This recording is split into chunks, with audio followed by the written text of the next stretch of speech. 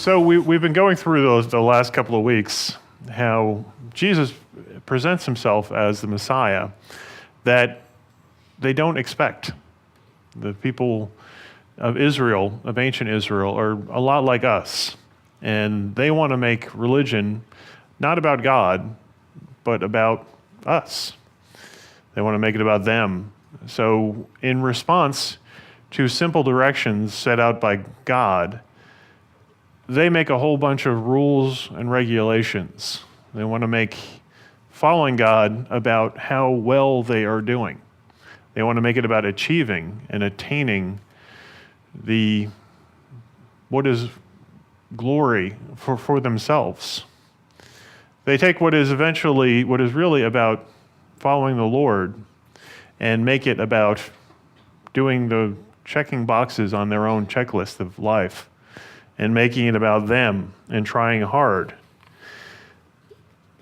We talked about how Jesus' response is the fulfillment of the picture of the Old Testament, how the Israelites were brought out of Egypt in a short journey to the land that was promised to them, the promised land, the land of milk and honey, the land of flowing streams and ease and rest. And it was right in front of them. And what do? They make it about them again, and about their fear, and about their judgment. So they're sent off into the wilderness. And they really never, in their entire history, the Israelites, gain that land of rest. They do go into Israel, and they do conquer a good portion of it.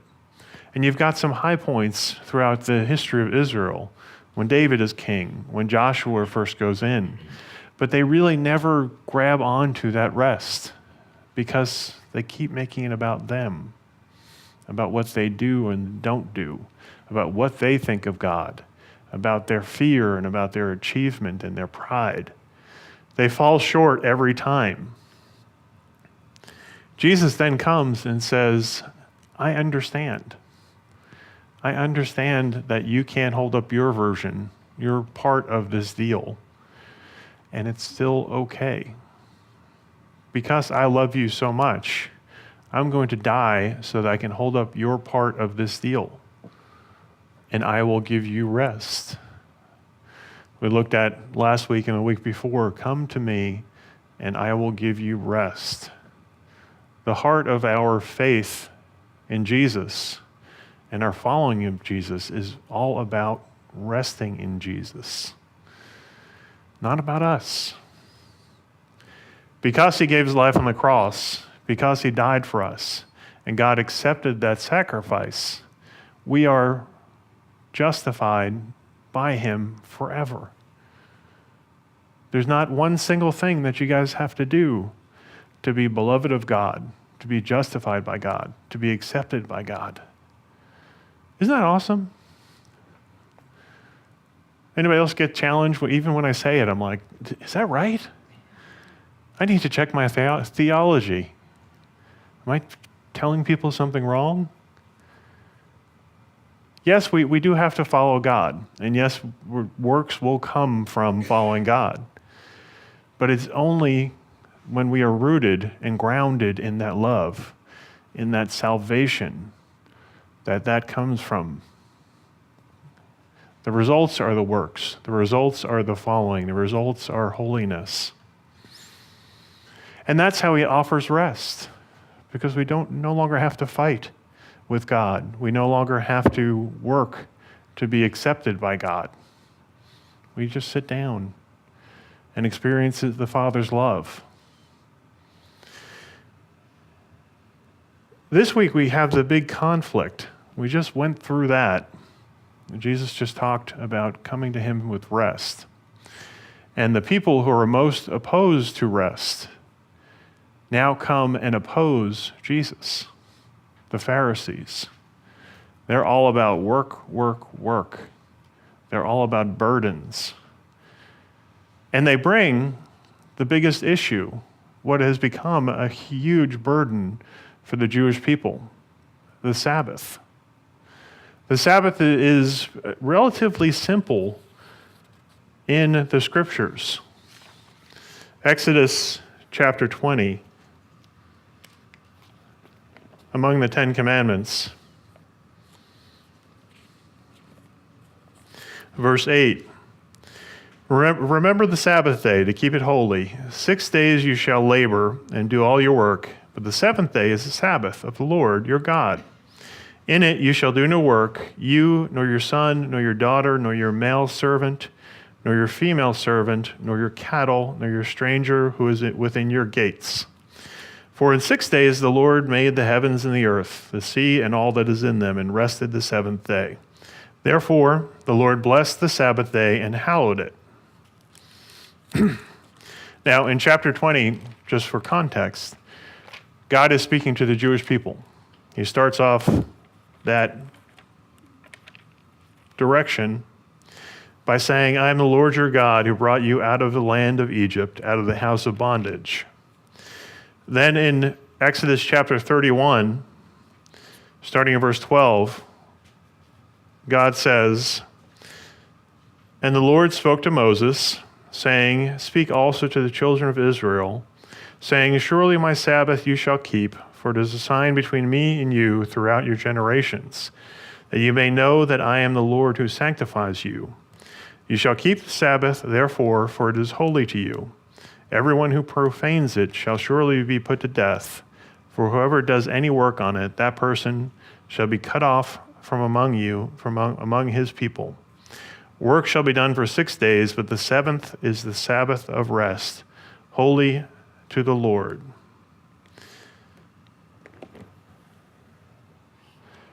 Okay, so what does the Lord tells us to the people of Israel, the nation of Israel?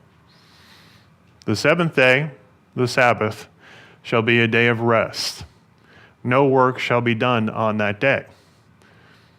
Pretty simple, right? Don't work. Don't go out and chop wood. Don't go out and do your regular profession. And the seventh day, according to the Jewish calendar, is not Sunday.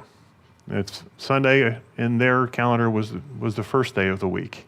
The seventh day was Saturday, so yesterday. On Saturday, don't go to work. Don't do your job, right? Simple. The Jewish people, though, did exactly what we just talked about. They took that, which is about God and honoring God, and they made it about them.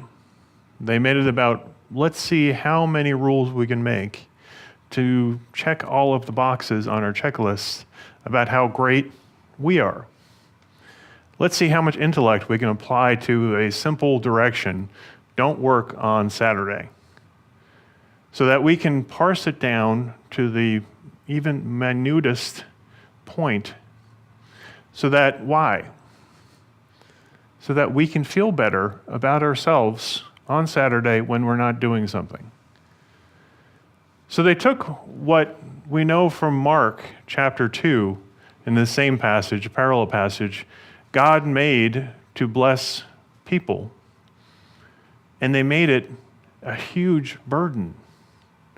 They made it exhaustive to cover every possible thing that they could think of, and then took that giant burden and put it on the backs of the people. They made rules like you could not spit in the dirt, because if you spit in the dirt and it rolled, it would make a furrow. You were plowing the ground. They said that you could not tie a knot, because that was doing work. It was creating something. You could not go a certain distance away from your house, because that was doing work. You were traveling. You were creating something. At the same time, they also made these rules, the sub-rules. They said, even at the time, a Jewish historian said that the Sabbath became a mountain that was hanging by a thread. There was all these giant rules and regulations, but the actual support for it was flimsy. Pharisees didn't care, though. They didn't care. They loved these rules, And if anyone broke them, they would take that mountain and crush them. They would destroy people for these minor violations of man-made rules. But at the same time, they also came up with workarounds for things. So it was, I forget how long they were able to walk away from the house. But if the night before, they knew they had a distance to go, and they wanted to go further than that distance, they would take a rope and tie it to the corner of their house in that direction. And as far as they can go with the rope, it didn't count towards the distance. So if they needed to go across town and they had enough rope, they could lay it out. That counted as still being in your house. The knot, the undergarment for ladies, they were allowed to knot it on the day of the Sabbath. It was one of the exceptions the Pharisees and the teachers of the law came up with. So, if they needed to tie something on the day of the Sabbath, they would take a lady's undergarment, take it out, and use it because they were allowed to tie a knot. Isn't that ridiculous? But they felt good about themselves. They felt like they were okay because it was God's law. And they checked every single box and used it to push people around. Here we have the application of this and the conflict between that mindset. This is what we have to do, and this is what we have to do. And just so we're clear, have you guys ever run into this in the church, in our own lives? There are so many churches that will tell you how you can dress. You're not allowed, ladies are not allowed to cut their hair, or they're not allowed to wear pants.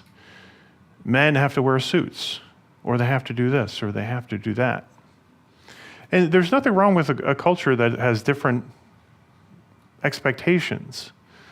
But as soon as they say, if you don't do this, you're not holy, that's when they start taking the law and using it as a club against people.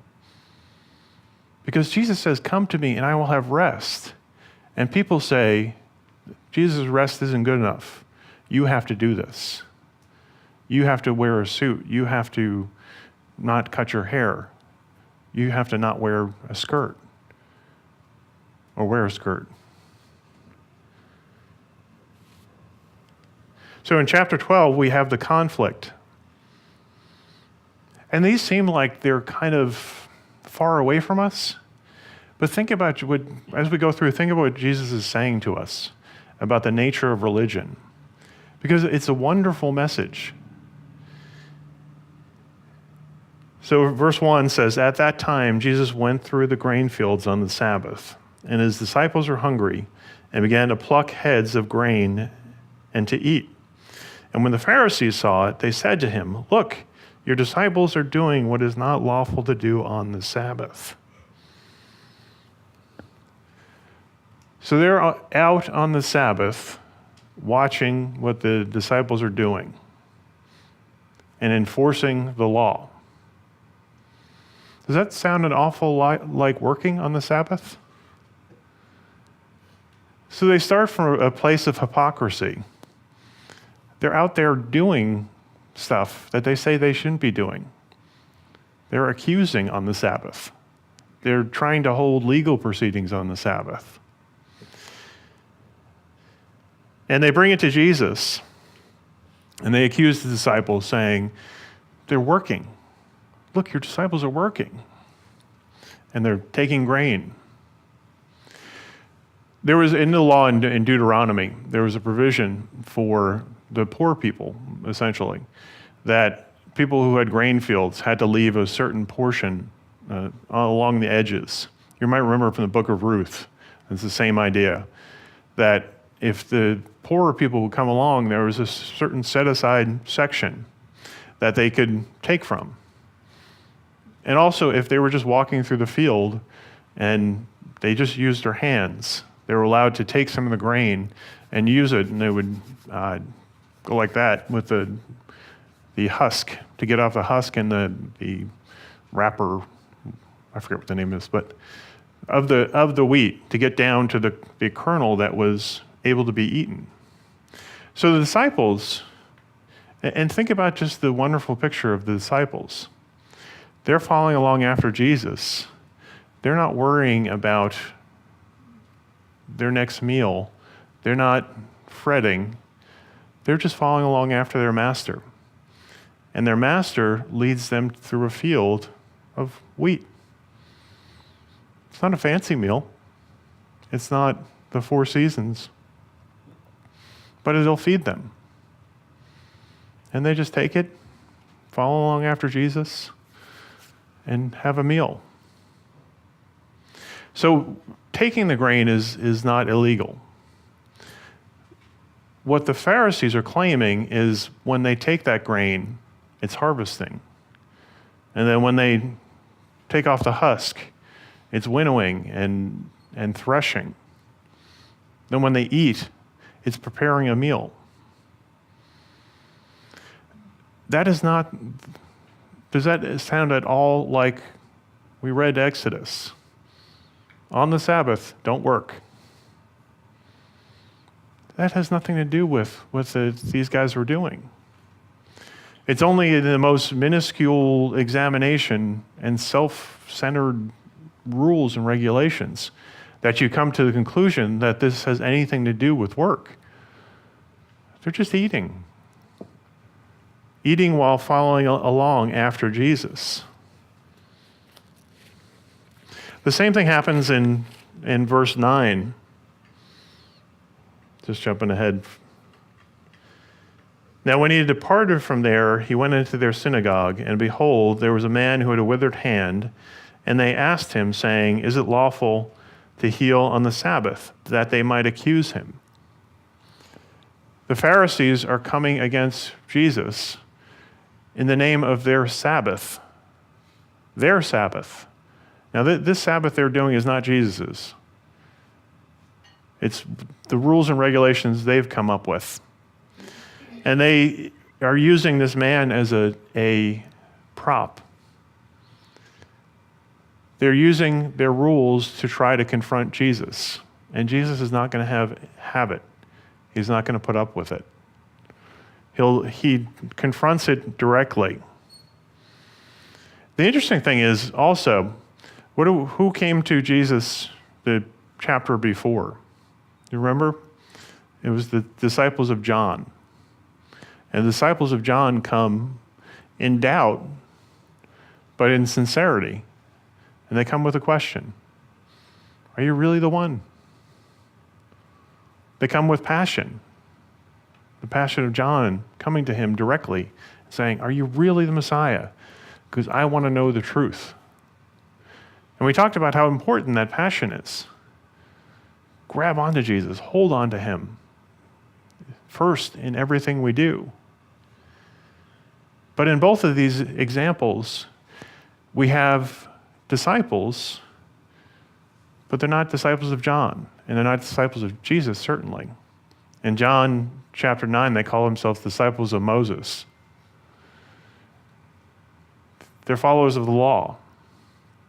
And they come with passion and say, "How dare you? How dare you do this?" They're so caught up in religion that they've lost sight of Jesus. They've lost sight of God. They are truly disciples of Moses, of a man, not the God who is behind that man. And as a result, they get totally lost.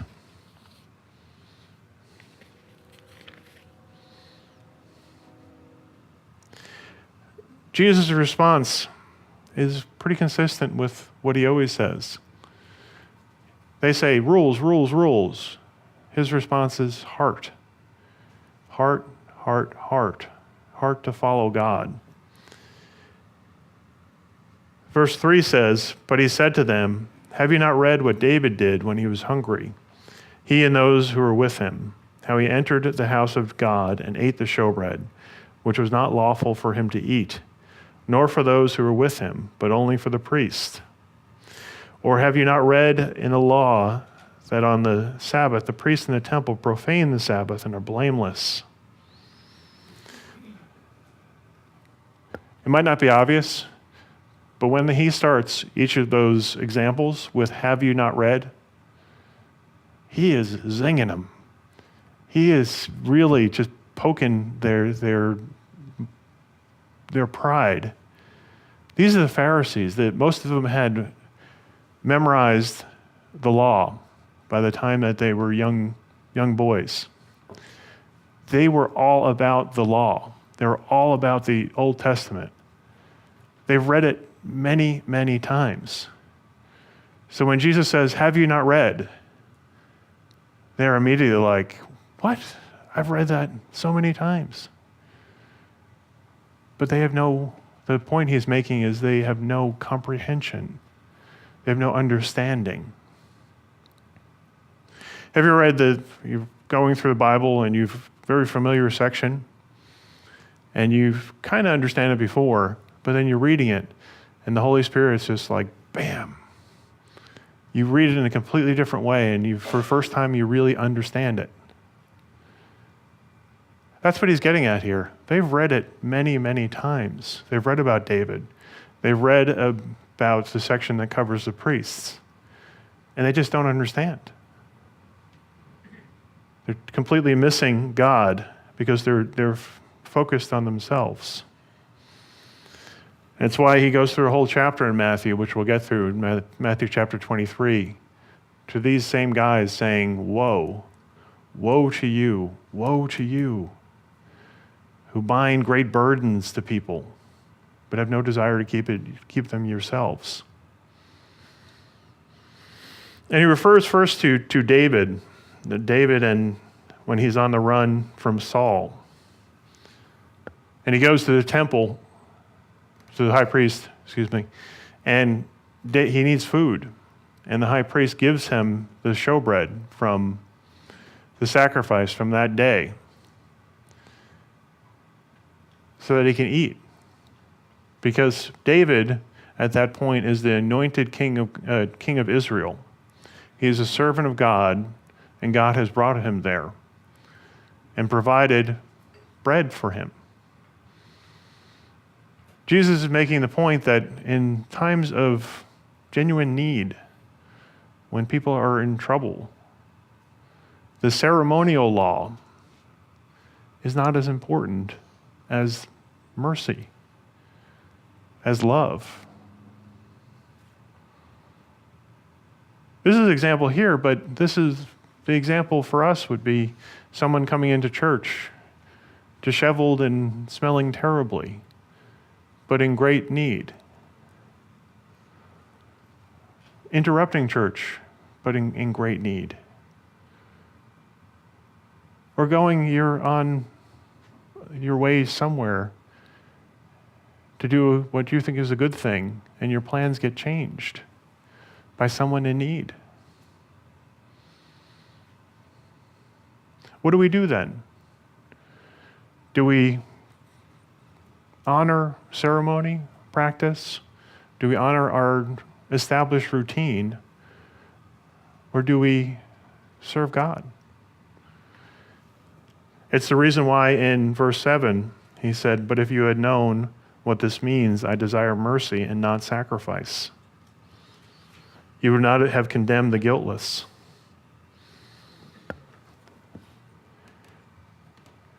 The ceremonial law is there to bring people to God. It's not there to trap people, to imprison people, to make them do the same thing all the time just out of duty and obligation. The second example is that to the priests on the Sabbath who are working. They're working more on the Sabbath. There's more sacrifices on the Sabbath than any other day during the week. So he's saying, realize what you're saying.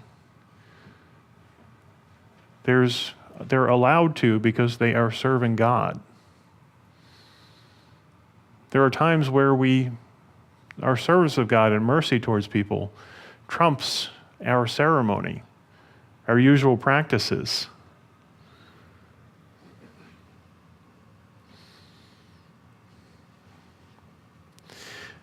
Then Jesus really gets to the point, the bigger point, and had to drive the Pharisees absolutely nuts. He says in verse 6, "Yet I say to you that in this place there is one greater than the temple." In verse 8, he says, "For the Son of Man is Lord even of the Sabbath." You ever have someone tell you that Jesus never calls himself God in the Bible? It's a common argument against Jesus. Jehovah's Witnesses make it all the time. Atheists make it all the time. Well, who is the Lord of the Sabbath? Who made the Sabbath? God, right? We just heard in Exodus. In Mark, it says God made the Sabbath for man, not man for the Sabbath. Who has authority over the Sabbath? It's not man. It's God's day. Jesus refers to himself as the Lord of the Sabbath, the one with authority over the Sabbath. He's very clearly telling the Pharisees that he, the Son of Man, the messianic title, is also Lord of the Sabbath. He tells them that he is greater than the temple. For us, that's not that revolutionary of an idea, but for them, it would have blown their mind. Their entire world was about the temple and serving at the temple. That's God's place. And he says, there's one here right now who's greater than your greatest possible imagination, greater than you can ever imagine. He's saying, I'm God. I have authority over the Sabbath, and I say it's okay. Think about the picture there, and because it's really great for us as believers. We just got done talking about, and we talked quite a bit, Jesus says, I will provide rest. And yet you have a picture on the Sabbath where his disciples are accused of working, and their food is the food of poor people that they have to work for. So those prosperity gospel people who say your life as a believer is going to be just in ease and in a mansion and just have enough faith. Do the guys just picking grain and eating wheat berries sound like they're living in prosperity? But at the same time, they are following their master, like sheep following their shepherd.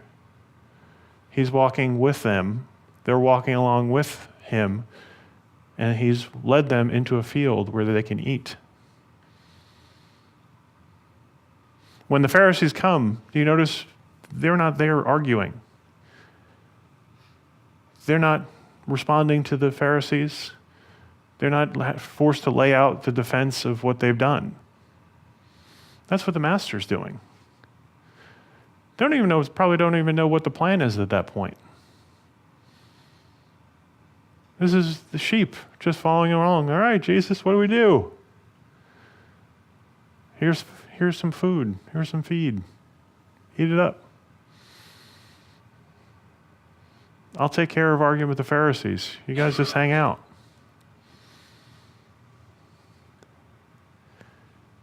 Even as disciples, even as followers of Jesus, we're still not responsible for the meta view of things. We're not responsible for the overall plan. That's Jesus. How's this country going to get figured out? I have no idea. That's Jesus. How's the world going to come back to Christ?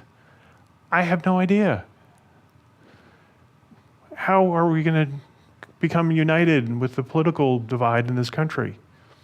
We don't have any idea, but Jesus does. And he says, I'm the shepherd, follow me. I'll lead you through fields where you can eat. It's not going to be fancy, but I'll provide for you. And you just do what I say. Feed the hungry. Preach the gospel. I am the Lord of the Sabbath. I am the Lord of the harvest. You're just workers.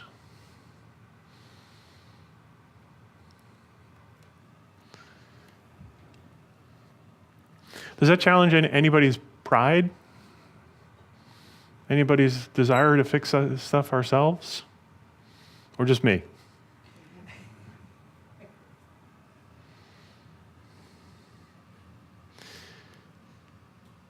So then he departs and goes to the synagogue, and behold, there was the man with the withered hand, and asked him, saying, Is it lawful to heal on the Sabbath? That they might accuse him. How twisted are the Pharisees? There's a man who's got a deformed hand. We don't know what it looks like, but he can't use his hand. It's withered. It's atrophied from years of paralysis. Do you catch that they know Jesus is going to pay attention to this guy? They know that Jesus is going to heal this guy. And yet, despite that, rather than say, this is going to be awesome, this is the power of God, he can't resist, they want to accuse him. This is messed up.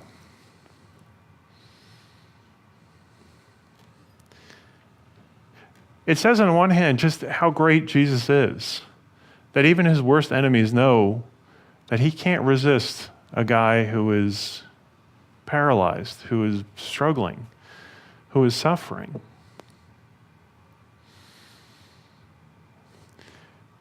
Church, do we have that same trust in Jesus?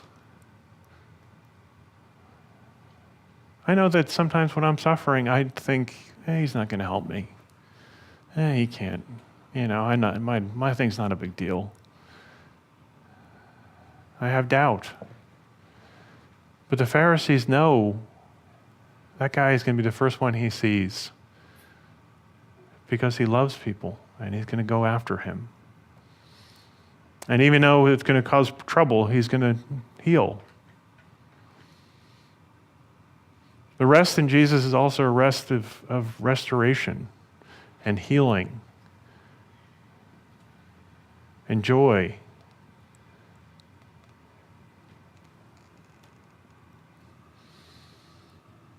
But it also tells us that in this life, since we are like our master, we're going to deal with people who don't care what Jesus did in our lives, who don't care that our lives have totally changed, that we're shining with the light of Jesus.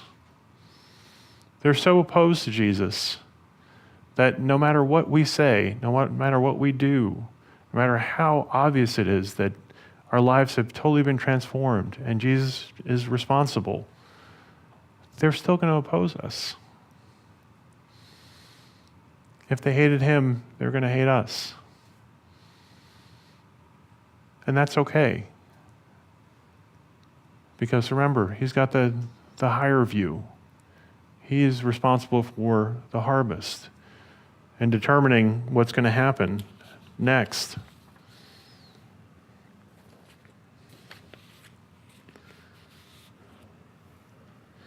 Verse 11 says, Then he said to them, What man is there among you who has one sheep, and if it falls into a pit on the Sabbath, will not lay hold of it and lift it out? Or how much more value then is a man than a sheep? Therefore it is lawful to do good on the Sabbath. Then he said to the man, Stretch out your hand. And he stretched it out, and it was restored as whole as the other.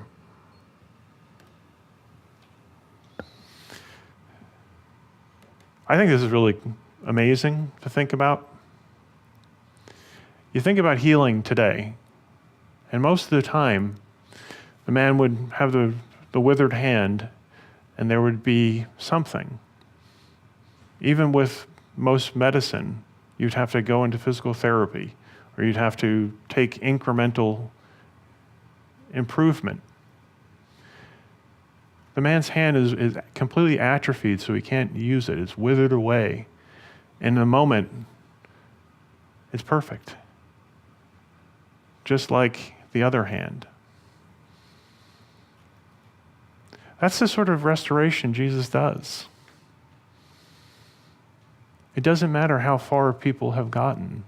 It doesn't matter how far along withered their souls are. In a moment, they can be made new. It doesn't matter how long they've opposed Jesus. As soon as that power is there, they could be restored in an instant. I've told you before, and sometimes I underrate it. We have 4 generations of Tom Neary destroyed by alcohol. I'm the 4th. And I was just as destroyed the moment before I went to my knees in my living room. My mind could not comprehend even just the idea of not drinking. My dad's still drinking to this day.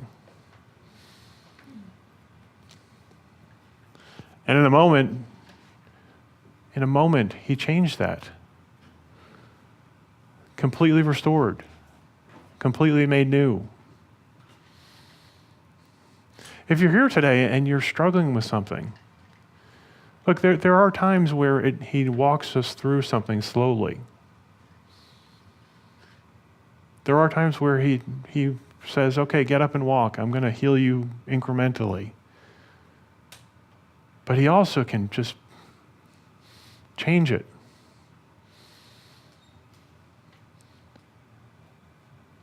And if you're here today and you're struggling with something and struggling with someone, if you're in pain, take it to the Lord. Talk it out with him. Be like John the Baptist. Be passionate and grab onto him for whatever it is and look for an answer. Because he has the same power to heal now as he did then.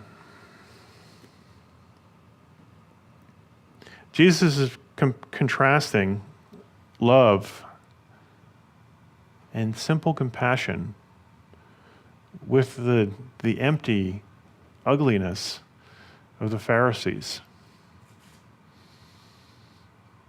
Their religion was all about them and control and money and power and pride.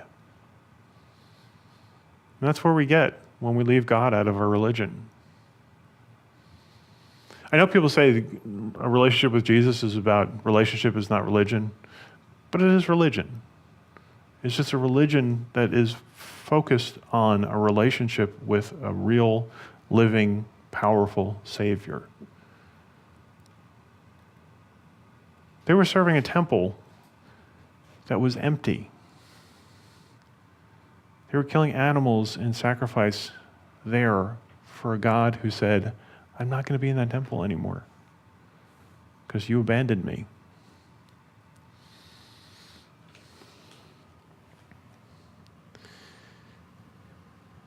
Then the Pharisees went out and plotted against him, how they might destroy him. It's crazy. He just did a miracle. Let's kill him. Nicodemus says, we know you're from God. The Sanhedrin says, let's kill him. This is how rooted we can be in ourselves. But when Jesus knew it, he withdrew from there, and a great multitude followed him, and he healed them all. Isn't that a great response from Jesus? This makes you mad? All right, I'm going to heal everyone. Can you imagine what that looked like? Because it says people are coming with them with withered limbs, people missing limbs, blind. I don't really know. My mind can't really wrap around. Does the limb grow back? As you're just watching, can you imagine Jesus just having someone's leg grow back? I can't wrap my head around it, but for him, it's easy. And it's based on his love and compassion for us. Verse 16 says, "Yet he warned them not to make him known, that it might be fulfilled which was spoken by Isaiah the prophet, saying, Behold, my servant whom I have chosen, my beloved in whom my soul is well pleased. I will put my spirit upon him, and he will declare justice to the Gentiles. He will not quarrel nor cry out, nor will anyone hear his voice in the streets." And this is that great verse. "A bruised reed he will not break, and smoking flax he will not quench, till he sends forth justice to victory, and in his name Gentiles will trust."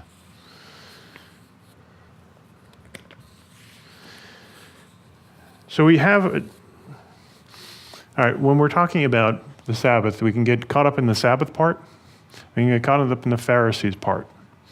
But there's a clear message for us as believers now in here. There's lots of messages, but the overarching message, if we are looking at a relationship with Jesus as a to-do list, as burdensome, as we have to do this, but I don't really want to, I'd rather be watching TV, as things that keep us from doing the great things that are out in this world. Have you ever felt this way? I want to watch this on TV, but well, I really shouldn't. Stupid Bible. It's that flesh thing. I want to go out and do this, but, I shouldn't. When Jesus says, it's in Mark, that man was not made for the Sabbath, but the Sabbath made for man. It's an expression of God's heart for us and for religion. When we view as the man made for the Sabbath, then we're just marching along doing our duty, and these things are going to be miserable, and we just grit through it. It's painful, and this stinks. This is empty religion. It's always going to stink. It's always going to be painful. This is the sort of religion I grew up with, where it was mainly miserable older ladies just being miserable and constantly miserable. And it was just an example. And you were said, all right, you should follow Jesus because you're going to look like that. And I'm not trying to make fun of them. It just was religion gone wrong. Because they had a lot to be miserable with. But they were missing Jesus. They were saying, we were made for the Sabbath, so we have to go to church on this time, 3 times a day, and we have to do this and that and this and that and that. And God's saying, I know how hard life is. I know how hard work is. I know what you will do with it. So I want to create a day of rest. Just rest and be with me. Children, I love you. Holiness, the entire idea of holiness, is not about being disciplined. It takes discipline. It's about getting everything else out of the way so we can just enjoy God one-on-one. Religion is about being blessed by God. It's not about burdens. So if we are doing this religion thing and we're constantly struggling with the things of holiness, we just may have lost sight of the simple truth. God's requirements, God's goodness, the good things in the Bible are there to bless us, to provide us with joy and peace and patience and awesomeness. They're not just to make us miserable. Jesus wants to be our shepherd, just calmly leading us in the presence of our enemies, setting a table before us, so we can just sit down and enjoy life regardless of what is going on around us.